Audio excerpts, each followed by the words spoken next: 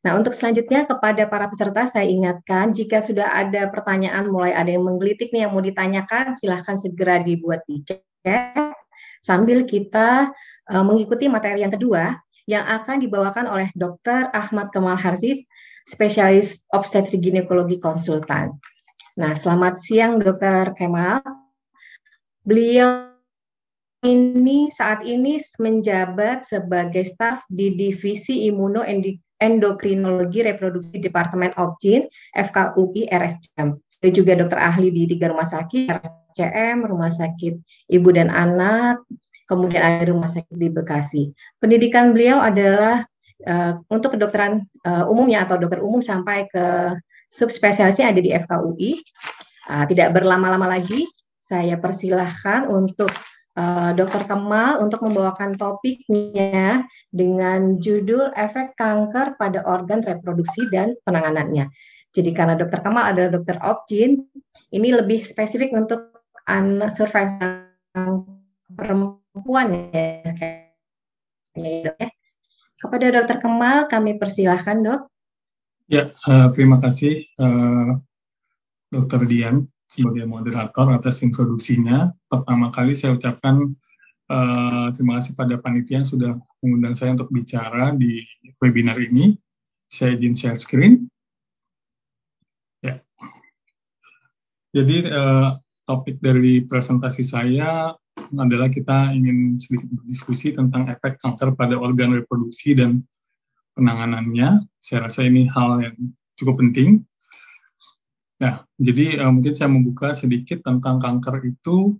Berdasarkan definisi adalah penyakit tidak menular yang ditandai dengan adanya sel atau jaringan abnormal yang sifatnya ganas, tumbuh progresif, tidak terkendali, dan terutama adalah menyebar ke tempat lain. Nah, yang menjadi penting adalah bahwa banyak penderita kanker itu didiagnosis di usia yang muda, bahkan seperti di forum ini di usia anak-anak. Nah, 50% dari angka yang terdiagnosis tersebut adalah wanita. Semakin maju ilmu kedokteran, semakin baik juga deteksi dini dan juga terapi, sehingga banyak kanker juga mungkin bisa ditemukan pada usia yang lebih muda, lebih awal, sehingga kita bisa memikirkan bahwa salah satu efek jangka panjang dari terapi yang seperti tadi sudah disebutkan oleh Prof. Lubis tadi, bahwa masalahnya adalah salah satunya adalah di efek di reproduksi. Nah, efek langsung terhadap fungsi reproduksi, apakah kanker secara langsung akan mempengaruhi fungsi reproduksi, masih belum diketahui secara pasti, namun beberapa penelitian, terutama penelitian terbaru, yang menggunakan marker-marker yang lebih baik, menunjukkan penurunan cadangan sel telur pada penderita kanker bahkan sebelum dilakukan pengobatan. Ini salah satu yang harus kita pikirkan, karena kita tahu pengobatan-pengobatan yang kita berikan, baik itu dalam bentuk kemoterapi, radioterapi, atau operasi, bahkan bisa juga kombinasi dari ketiga pengobatan ini, akan mempengaruhi efek terhadap organ reproduksi. Efek tersebut yang bisa timbul, salah satunya adalah kegagalan ovarium atau indung telur secara dini, atau bisa juga pasien akan datang dengan keluhan infertilitas atau gangguan kesuburan. Nah, mungkin secara sekilas saja, efek terapi pada kanker pada umumnya adalah mengganggu fungsi DNA dan mencegah pembelahan sel, namun salah satu efek yang tidak diinginkan adalah terganggunya fungsi indung telur. Bila masih dalam pengobatan, biasanya pasien akan timbul keluhan amenorea atau tidak menstruasi, dan setelah selesai pengobatan, menstruasi dapat kembali normal atau bisa juga terjadi kerusakan indung telur yang permanen. Kadar kemoterapi yang dapat merusak indung telur berbeda-beda pada setiap kelompok usia, dan juga jenis kemoterapi juga akan memiliki efek yang berbeda terhadap indung telur. Nah, selain kemoterapi, radiasi pada anak-anak juga dapat menyebabkan perubahan organ reproduksi, terutama apabila radiasi yang dilakukan di daerah rongga pelvik. Salah satunya adalah penurunan panjang rahim dan kegagalan bagian terdalam rahim atau endometrium, sehingga bisa terjadi kerusakan permanen dari rahim dan endometrium. Efek lain adalah terganggunya hormon steroid yang dihasilkan oleh indung telur. Tentunya ini akan mempengaruhi karena kadar estrogen yang rendah akan mempengaruhi pertumbuhan tulang, kesehatan jantung, dan perkembangan seks sekunder yang seharusnya terjadi pada saat pubertas. Ini yang harus kita pikirkan sebagai efek negatif dari pengobatan kanker yang kita berikan terhadap indung telur yang mengakibatkan rendahnya kadar estrogen pasca pengobatan. Ini penelitian yang kita lakukan. Justru yang menarik sekarang adalah bagaimana kita mencoba melihat cadangan indung telur, sel telur yang ada pada penderita kanker sebelum dimulai pengobatan. Tentunya kita akan memikirkan efek jangka panjangnya akan berbeda-beda tergantung cadangan sel telur yang dimiliki oleh pasien. Yang menariknya adalah kita menemukan bahwa pada kelompok yang menderita kanker memiliki kadar hormon anti-mullerian yang lebih rendah. Ini hormon yang menggambarkan cadangan indung telur. Jadi dari kelompok kanker dibandingkan dengan kelompok non-kanker, ternyata terdapat penurunan yang bermakna untuk kadar hormon tersebut, sehingga kita bisa hitung bahwa usia biologis pada pasien penderita kanker sebenarnya salah satunya bisa terjadi penuaan sebelum dilakukan pengobatan. Ini yang harus kita pahami, bahwa usia yang kita bicarakan kadang-kadang tidak hanya sekedar usia kronologis, yaitu dihitung dari kapan pasien lahir, namun juga yang harus dipikirkan adalah usia biologis. Ini akan mempengaruhi baik itu sebelum dilakukan pengobatan atau bisa juga kita perkirakan atau kita evaluasi pasca pengobatan atau pada pasien-pasien yang sudah menjadi survivor cancer. Nah, grafik ini menarik sekali bahwa memang kita tahu perempuan itu pada saat lahir sudah memiliki jumlah sel telur yang sudah ditentukan. Artinya stok sel telurnya sudah ditentukan sejak lahir, dan pada saat pubertas biasanya angkanya di sekitar 300.000 sel telur. Dan itu akan menurun sesuai dengan usia kronologisnya, namun pada kondisi-kondisi tertentu di mana diberikan pengobatan yang bersifat toksik terhadap indung telur, contohnya bisa kemoterapi, bisa juga radiasi, atau bahkan pembedahan, itu akan membuat stok yang tadinya sudah ditentukan bisa turun lebih cepat. Jadi kurva penurunan itu bisa turunnya lebih drastis lagi apabila memang pasien mengalami pengobatan pada pengobatan kankernya. Nah, kalau jumlah sel telur sudah mencapai 1.000 di dalam indung telur itu, pada saat itulah pasien akan menjadi menopause, artinya tidak menstruasi sama sekali. Nah, di sebelah kiri kita bisa lihat bahwa risiko toksisitas itu sangat bervariasi tergantung dari jenis terapi yang diberikan. Dengan risiko tertinggi tentunya radiasi pada rongga pelvis.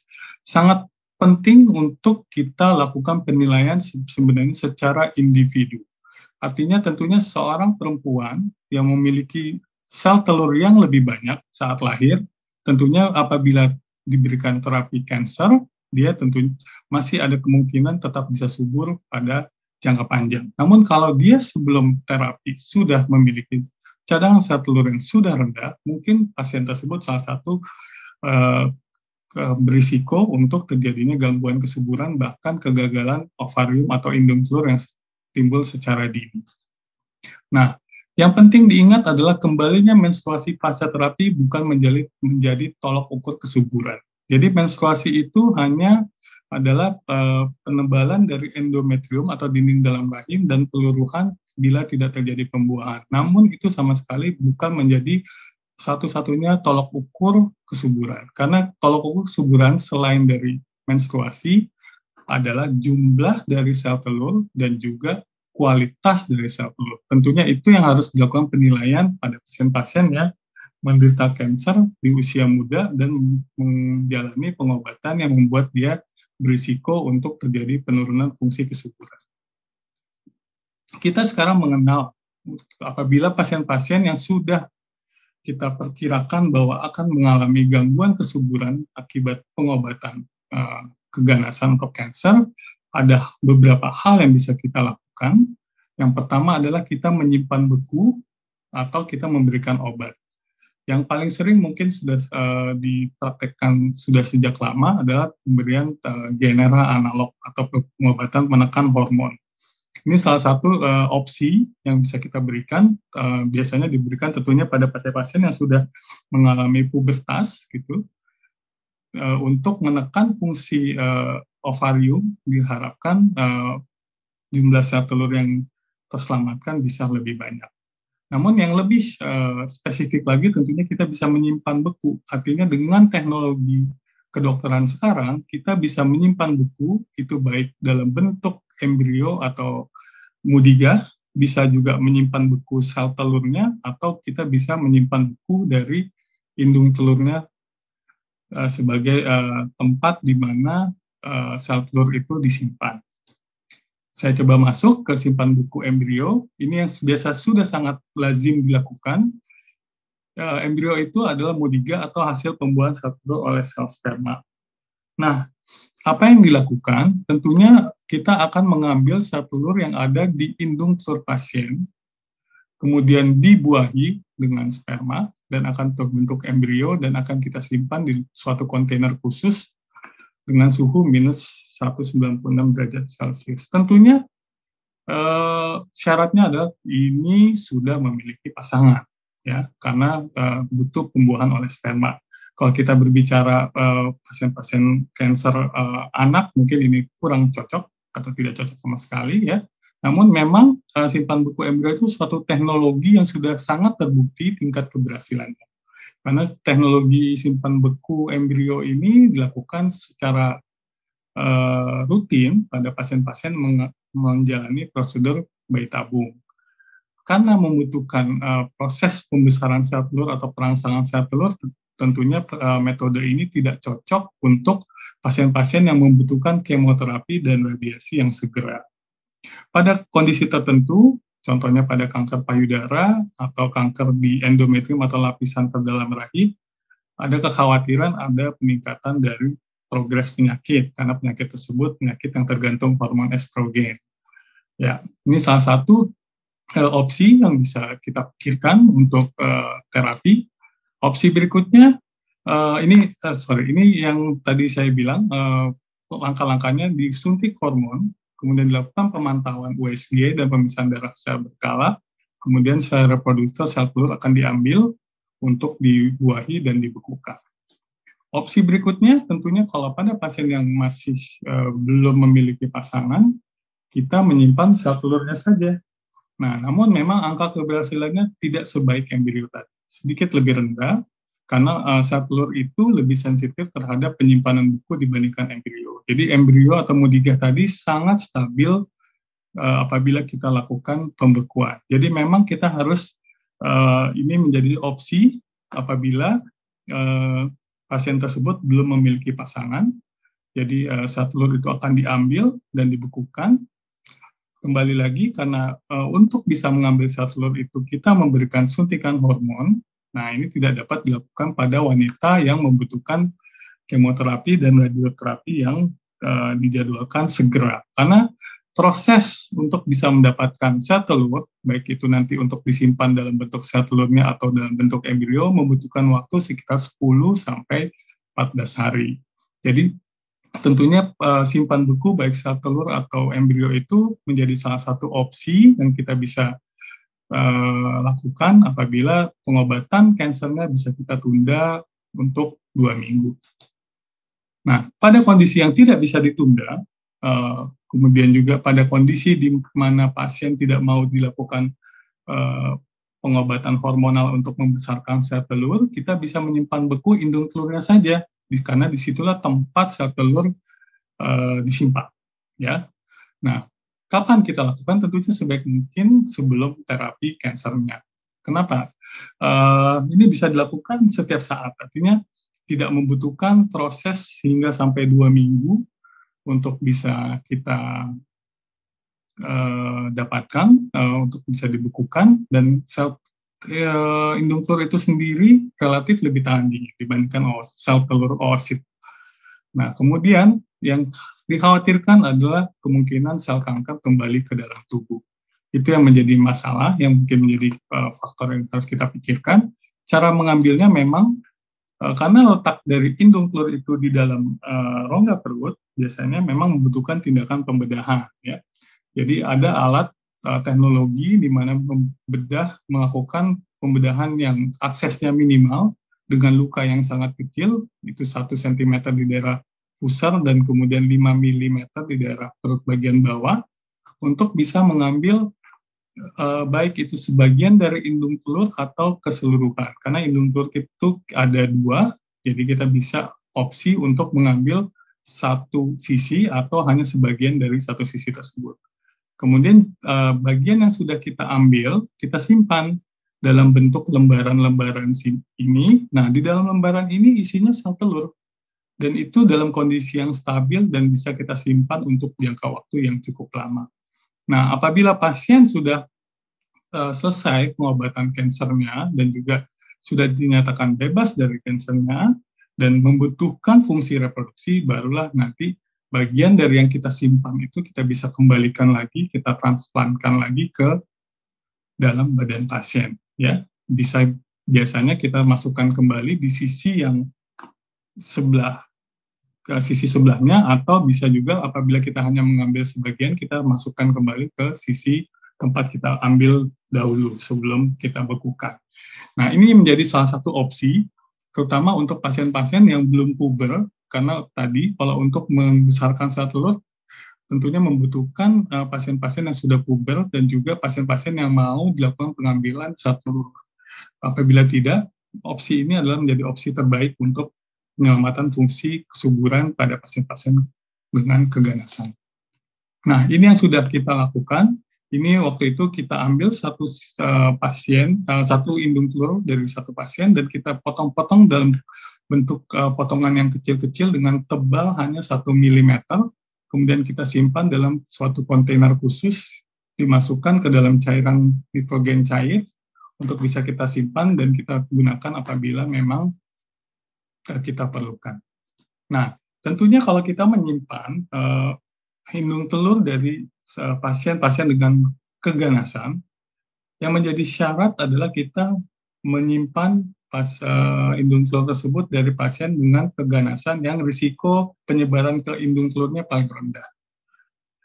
Kita hindari tentunya menyimpan indung telur dari pasien-pasien dengan risiko penyebaran yang tinggi ke ovarium atau indung telur tersebut. Contohnya pada gambar ini kita bisa lihat leukemia salah satunya yang memiliki risiko tinggi. Yang risiko rendah contohnya Ewing sarkoma gitu ya, atau misalnya osteogenic sarkoma, limfoma non-Hodgkin, limfoma Hodgkin, di mana kita bisa menyimpan sel telur, indung telur untuk menyelamatkan fungsi reproduksi pada pasien-pasien dengan keganasan.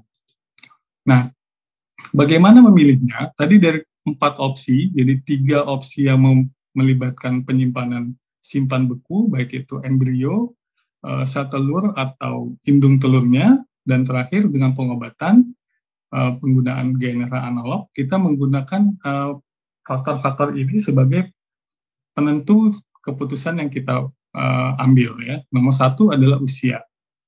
Tadi kalau misalnya belum puber, tentunya tidak bisa kita lakukan penyimpanan embrio dan sel telur. Yang bisa kita lakukan kalau kita mau menyimpan beku adalah indung telurnya yang kita simpan. Jenis pengobatan kanker tentunya akan mempengaruhi karena kita misalnya contohnya kalau kita memberikan kemoterapi yang lebih tinggi risiko kerusakan indung telurnya, itu menjadi salah satu kandidat terbaik untuk kita lakukan penyimpanan sel telur atau penyimpanan indung telurnya. Yang keempat, kita harus mempertimbangkan seberapa besar keterlibatan indung telur. Kita harus melihat bahwa kasus-kasus di mana penyebaran ke indung telurnya besar, contohnya keganasan hematologi atau leukemia, contohnya, itu kandidat yang tidak baik untuk kita lakukan penyimpanan indung telurnya. Ya, biasanya kita tawarkan kalau misalnya sudah puber, kita bisa menyimpan sel telurnya saja. Tipe kanker itu kembali kaitannya juga dengan kemungkinan penyebaran ke organ reproduksi, dan yang terakhir ada tidaknya pasangan. Ya, meskipun memang kalau kita berbicara kanker pada anak, ini menjadi sesuatu yang tidak relevan. Ya, ini mungkin yang ingin saya sampaikan sebagai penutup dari presentasi saya, bahwa penyelamatan fungsi reproduksi itu harus merupakan keputusan dari pasien. Jadi dokter itu memberikan konseling atau memberikan informasi mengenai opsi tersebut. Apabila pasien menginginkan dan keluarga yang menginginkan, yang menentukan adalah apakah kemoterapi dan radiasi dapat ditunda. Karena kalau dapat ditunda, memang pilihannya adalah melakukan pembesaran sel telur dan menyimpan baik itu sel telur atau embrio. Tentunya ini pada pasien-pasien yang sudah pubertas. Kalau pasiennya belum pubertas, pilihan yang terbaik memang kita cuma bisa menyimpan ovarium atau indung telurnya saja. Nah, kalau misalnya tidak bisa dapat ditunda, pengobatan kansernya, satu-satunya yang bisa dikerjakan biasanya memberikan terapi general analog atau pemberian obat-obatan, dan kita menyimpan indung telur apabila pasien menginginkannya.